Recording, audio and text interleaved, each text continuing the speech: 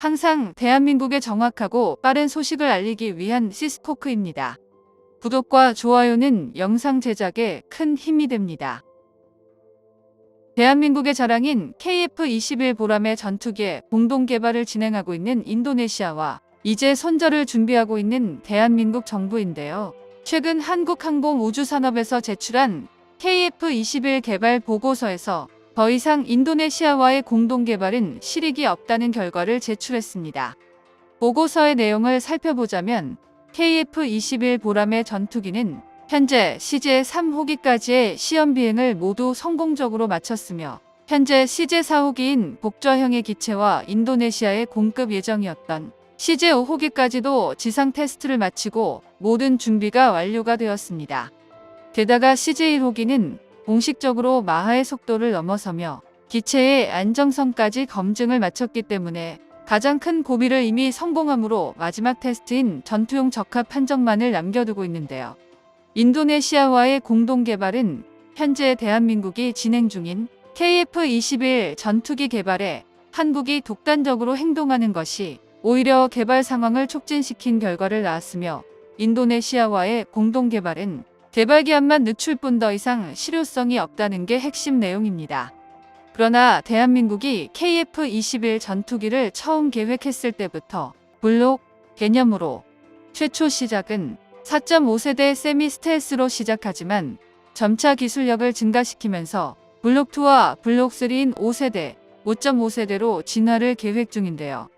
블록2와 블록3까지는 사실 전 세계에서도 극소수만이 항공 강대국들만이 가지는 기술력이 요구되는데 많은 개발 비용과 함께 개발이 완성되면 해외 수출을 통해 본격적으로 수입을 늘려야 됩니다. 그럼 기존의 방산 시장에서 추가로 더 늘려나가야 되는데 최근 동유럽의 폴란드에서 대한민국의 KF-21 전투기에 지속적으로 전투기 공동 개발을 희망하고 있는 상황입니다. 폴란드 정부 측은 FA-50 구매 대금에 대한 1조 2천억 원을 한 번에 보내주면서 공동개발 분담금을 연체시키고 있는 인도네시아 정부와 더욱 비교되고 있는데요. 폴란드 최대 국영 방산업체인 PGG의 대표 회장 세바스찬 흐바웩 회장은 대한민국 전투기 사업인 KF-21 보람의 프로젝트에 폴란드가 참여할 수 있다면 정말로 기쁠 것이라며 한국 측에 KF-21과 같은 새로운 세대 전투기 연구개발 사업에 폴란드가 일정 부분 책임을 맡도록 한다면 정말 영광일 것이라고 답변했습니다. 또한 폴란드 대통령은 지난 FA-50 수출을 위해 경남 사천을 직접 방문하였을 당시 KF-21 보람의 전투기 시제기들의 시험 비행을 직접 관찰하였으며 최근 우크라이나와 러시아의 전쟁이 언제 옆 나라인 폴란드까지 확산될지는 아무도 모르는 상황에서 방산 무기에 대해 대한민국 정부와의 깊은 협력을 요청한다고 전했습니다. 게다가 흐바웩 회장은 폴란드 바르샤바에서 폴란드 언론과 단독 인터뷰에서 KF-21 전투기 생산 공장을 폴란드에 세운다면 유럽연합의 일원으로서 폴란드 말고도 체코와 루마니아 등 우리 인접국과 함께 유럽 전체에 KF-21 판매를 강하게 제한할 수 있을 것이라며 이같이 말했는데요.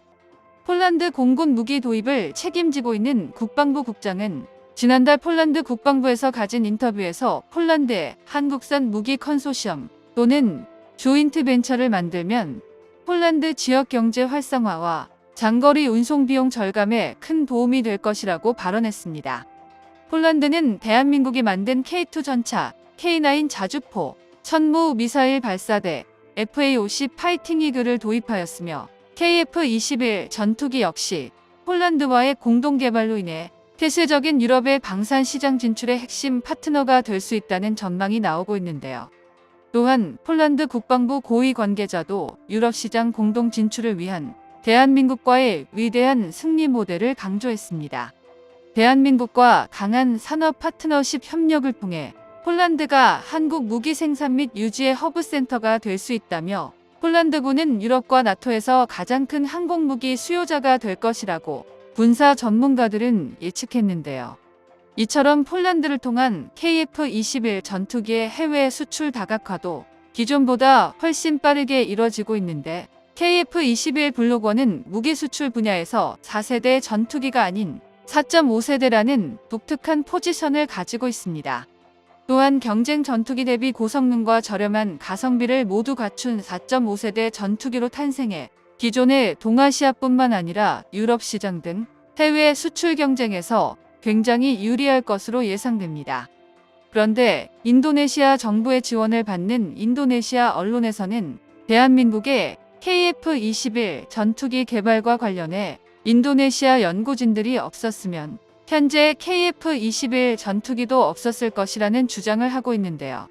대한민국 정부에서 KF-21 보람의 전투기에 대한 공동 개발에 인도네시아 국기를 없애버린 것은 지연된 분담금도 일조하지만 핵심 기술 유출을 우려했기 때문으로 인도네시아 연구진들에 대해 공동개발 참여 금지를 지시했습니다.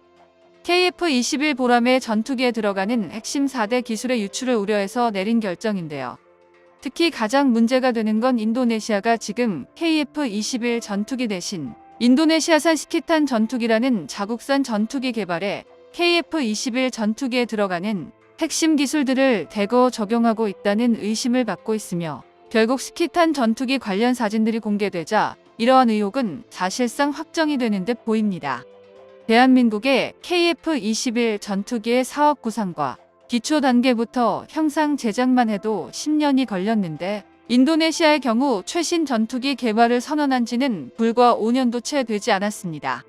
불과 5년 사이에 인도네시아 기술만으로 스키탄 전투기를 만드는 건 말도 안 되며 결국 인도네시아가 대한민국으로 보낸 연구진들이 뒤로는 조금씩 기술력을 빼돌렸고 앞으로 스키탄라는 인도네시아산 전투기를 만들고 있었던 것으로 합리적 의심을 하고 있는데요.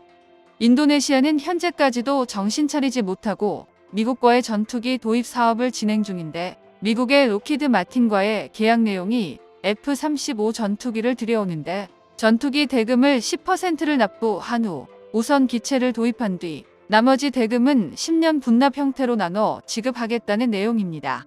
당연히 로키드 마틴에서는 정상적인 계약이 아닌 만큼 검토조차 하지 않고 있는 걸로 알려져 있으며 우리와의 분담금조차 납부가 완료되지 않은 상태에서 이런 과도한 사업 진행으로 인해 인도네시아 정부는 국제적으로 비난을 받고 있습니다. 현재 KF-21 보람의 전투기는 전 세계에서 많은 나라들이 관심을 가지고 찾고 있는데 해외 수출을 위해서 가장 중요한 핵심 부품인 미국산 엔진에 의해 해외 수출이 까다로워질 수 있다는 입장이 나오고 있는데요. 대한민국 최첨단 기술의 독자적인 확보는 KF-21 전투기 해외 수출의 가장 중요한 역할을 담당하게 될 것입니다. 대한민국이 만든 국산 제트 엔진이 없으면 전투기의 정비 제한이라든지 KF-21 전투기의 해외 수출이나 한국 공군이 운용하는데 여러 가지 제약이 따르므로 국산 엔진 개발을 통한 한국의 자주 국방을 달성하는 게 가장 필수적입니다.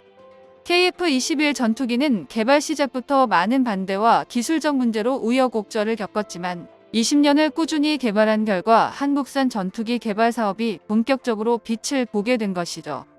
군사정보 관계자에 따르면 KF-21 전투기는 부품 국산화 진행도가 놀랍도록 상승하고 있으며 차세대 전투기 개발을 완료 시 전 세계에 700대까지 수출 가능한 놀라운 잠재력을 보유한 상황 속에서 전 세계 해외 무기 수출 분야에서 많은 수익을 거둘 수 있을 거라고 예상했습니다. 정보가 도움되셨다면 구독과 좋아요 부탁드립니다. 이상 시스코크입니다.